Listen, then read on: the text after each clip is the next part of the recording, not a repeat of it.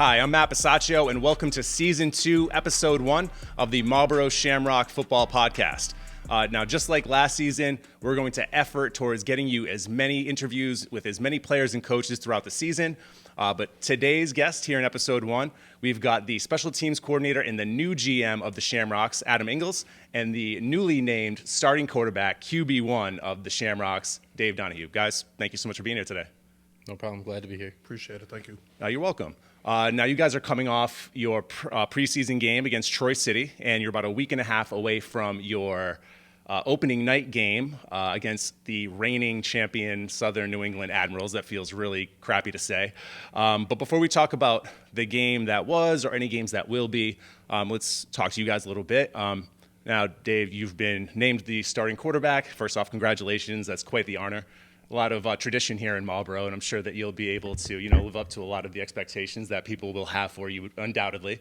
But talk to me about your football career and, your road to becoming a Shamrock. Yeah, so I played football ever since I was young. I played on and off in high school. I really loved baseball. I was a baseball player. I went to college for baseball. And then a couple years after, I'm kind of sitting around and some of my friends start texting me like, hey, there's a semi-pro team, local. And it was the New Britain Brawlers at the time. And I was like, I think I'm probably done playing. And then I came out and played for a game. And, ever since then, I've been, kind of like a football junkie. It's, just great to get back, great to be doing something. And then, they were on a lower level. And then I kind of always, knew about the Shamrocks, and they were, much higher level, took it a lot more serious than, where I was playing. So I just got to a point where I just wanted to play for a serious organization with, serious coaching, serious team, good fan support, everything. So I played on the Northeast Bulls the past 2 years, and we won the championship for our division last year, and then they weren't a team anymore. So I was looking for a team, and what better place than the Marlborough Shamrocks, right? Yeah, right. A little bit of serendipity there. Yeah. The Shamrocks are in need of a quarterback. You're in need of a team, so it seems like the perfect fit. Perfect match. Now, you said that you played throughout high school, right? Yeah. All right, so you played throughout high school. Now, how much of a time in between were you not playing? Probably a 5-year break. A 5-year break from playing football, period. Yeah, it was from when I was 18 to 22, so 4 years. Okay, not bad. And now it's just a matter of, over the last couple of years, you've honed your skills and now ready for the big time, right? Yeah, I feel much better than I felt ever, really. I feel great right now. Harry does a great job calling the offense. He knows what he's talking about. He's a good leader. He knows, he studies, he is prepared. So that's always good. I've played before where that's maybe not the case, and I'm doing a lot of the in-between work. But I think I'm just excited. That's the main thing. I'm just excited. I'm excited to play. I'm a football player and excited to get out there. Now, what style would you kind of consider yourself? Are you more of a pocket passer? Are you somebody that likes to roll out of the pocket and make things happen with your feet? How would you categorize yourself? What's funny, Adam? Adam, would you like to? It's not about making things with your feet. I'm a pocket passer mostly. Mostly? But I'm a football player. I'm not afraid to move around or take a hit. I'm there to play football, but mostly from the pocket. That's a good answer, Adam. Now we'll go with you. Now, for the last few years, you have been the special teams coordinator for the Shamrocks, but this year you're taking over for Chris Chambers as the general manager of the team. Now, obviously, the special team stuff stays the same from week to week, but now with that added role as general manager, how does that change, your week-to-week routine? Being general manager is a lot for a semi-pro team. The guys want a lot. They don't always understand the money that's involved in doing some of the things. The recruiting's fun. The recruiting's the easy part. You recruit a guy. We have the history. We have the program. Right. If you're better than the other player and you show up, you're going to play. So we have all that working for us, but it's the ins and outs of the financial part of it and the rosters and making sure people pay their dues and things like that. It was a lot. The guys have been pretty good this year, though, so It's starting now to be just more focused on coaching. We only have a couple weeks left of recruiting. Most of the finances have already been handled. The uniforms have come in. So now it's just the regular stuff. I'm just ready to rock. I'm just ready for the Admirals. All right. So, tell me about like your personality as a coach and how that will help you as basically the CEO of the Shamrocks. I mean, me as a coach, I can be tough to handle at times. I really get into it, and sometimes I've heard you on the sidelines. Sometimes maybe a little too into it. Yeah, But I bring what I do as a special teams coach. There's guys that aren't going to play a ton on offense and defense, and some that do. And I find a way to make them want to enjoy playing specials when most people don't want to play specials. So I feel like I just bring a lot more energy to it. I try to keep my general manager hat away from the sidelines because I'm a coach on the sidelines. Right. And then if there's a situation, I'll deal with that a couple days after the fact. Now, you were talking about how the recruiting is the easy part, but I'm sure that was something that you probably had to do more of than your predecessor had to do probably the last few years with all the turnover that you've had. You've lost Blake, you've lost Hampton, you've lost your 2 starting cornerbacks. Talk to me about what that process has been like for you to sell people on coming to the Shamrocks. Well, I'd be lying if I didn't say that I had help selling. Weirdly enough, the first recruit we brought in is this running back DN named Vinny, and he was brought to me by a guy that likes to make jokes about the Shamrocks. He's a good DN, but he likes to make jokes. And he brought Vinny in, and after Vinny mentioned Dave. Then I spoke to Dave, and let him know it's going to be a QB competition. We're not giving it away. Dave said, cool, I love competition.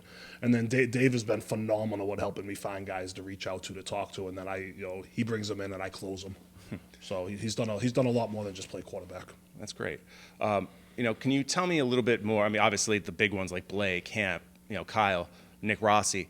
Are there any other key departures that fans that are tuning into that may have, they've been accustomed to seeing these guys play over the last couple of years that won't be there, and maybe a couple of guys that are brand new that you're really excited about? So some of the other guys that they're going to miss that they may not completely remember. Shippy's going to be gone. That was the number 48 with the long hair. Oh, sure. And talk about heart and soul. A lot of talk, a lot of energy. Yeah.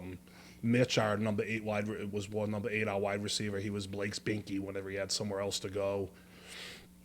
Besides the other big names, Clay Baker's no longer with us anymore. Okay. Malik, it looks like he's done, so we lost a couple O-line guys. Those guys were fan favorites. But we brought in a lot. I had already mentioned Vinny. Vinny's going to be a huge addition for us on both defense and offense. We got this wide receiver, Dana. Like talent-wise, one-on-one, there's nobody that can really cover him if his head's in the game. Okay. Who else am I missing? How about Cintron? He was one of the breakout wide receivers from last year's team. He's on the team still though. Yeah. Okay. He's still there. And we have this kid Manny Rosera from Auburn. Okay. Absolute game changer. He'll be wearing number 22. All right. That kid is a football player. All right. Awesome.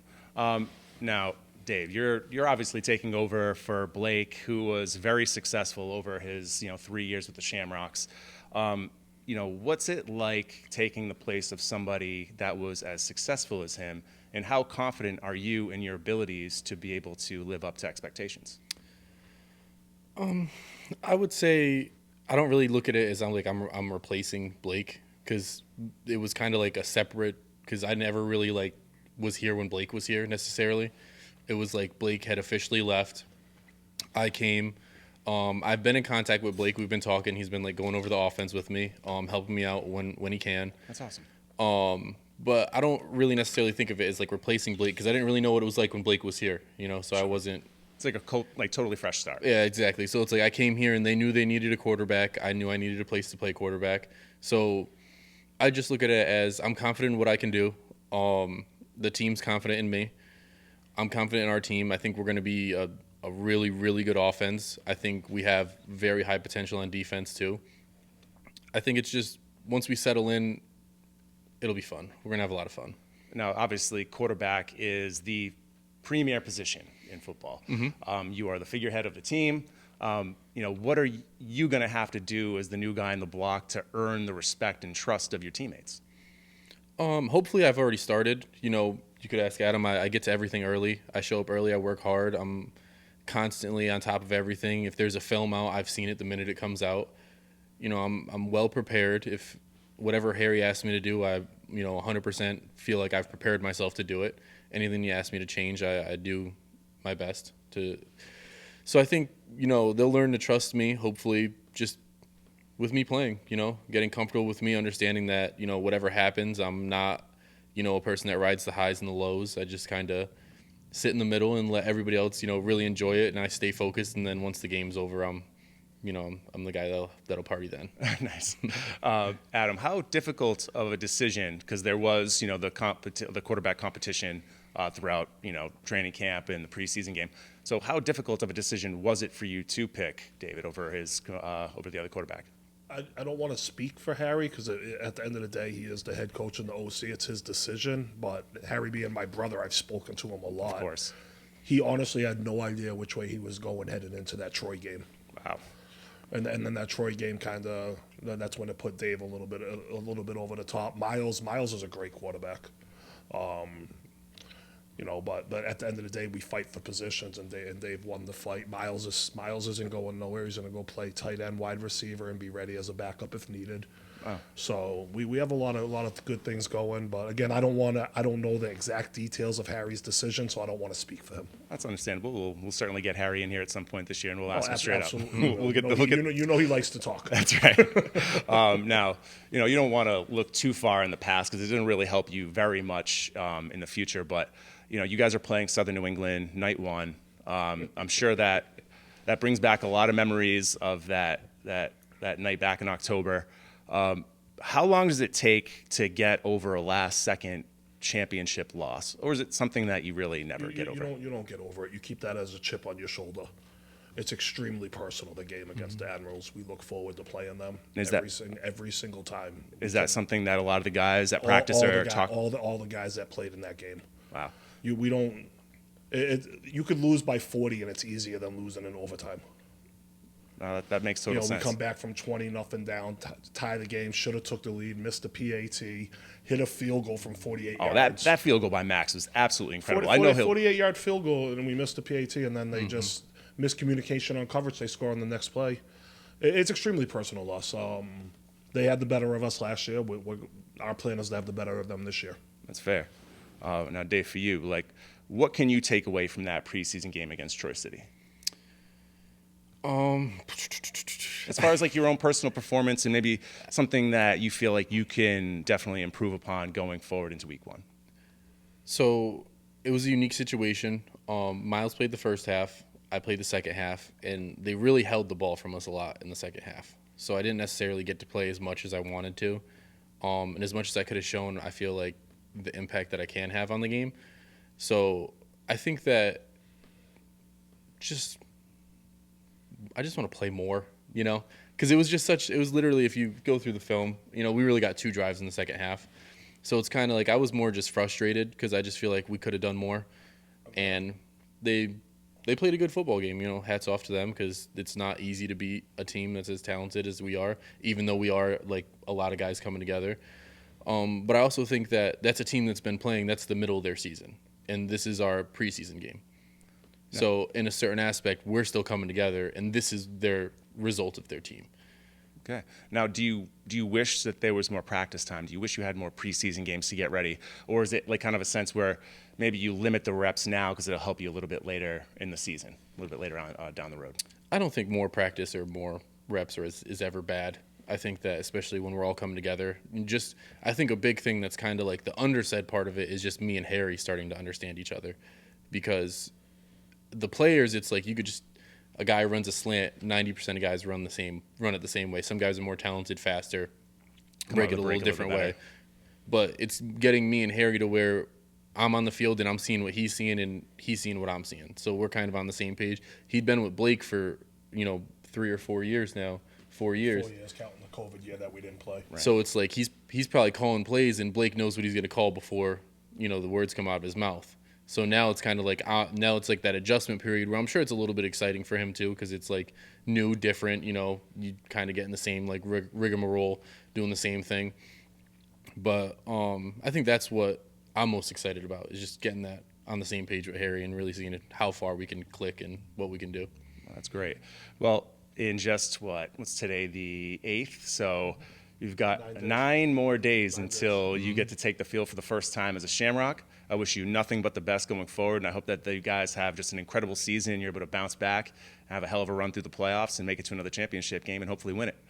Well, that's going to do it for this first episode of the Marlborough Shamrock Football Podcast. Once again, Adam, Dave, thank you so much. We really appreciate your time. All of these home games throughout the course of the summer can be seen live here on WMCT-TV. It's also going to be live streamed on Facebook, on YouTube. The links can be found on Twitter as well, so make sure you're going to be on the lookout for that. We'll have the links posted in the days coming up to each one of those games. Also, these podcasts can be seen on YouTube and Facebook as well. And if you don't have the time to watch it and you can only listen to it because you're in the car a lot like I am, these are also available wherever you stream your music, like Spotify, Apple Podcasts, or Amazon Music as well. So until next time, we'll see you.